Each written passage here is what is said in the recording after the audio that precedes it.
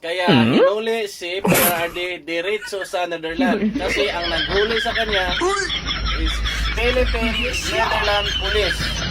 Kaya walang magawa si Duterte, mga lods. Ito namang NBI, kaya walang investigasyon. Yan ang meaning ng NBI. Netherlands Bureau of Investigation. Kaya wala nang paglilitis, walang investigasyon. Kasi ang NBI ay Netherlands Bureau of Investigation. Yan. Kaya mga lods, pag kumuha kayo ng NBI, doon na kayo kukuha sa Netherlands ng NBI clearance. Pag sa PNP naman, kukuha kayo ng police clearance. Doon kayo kukuha ng police clearance sa Netherlands.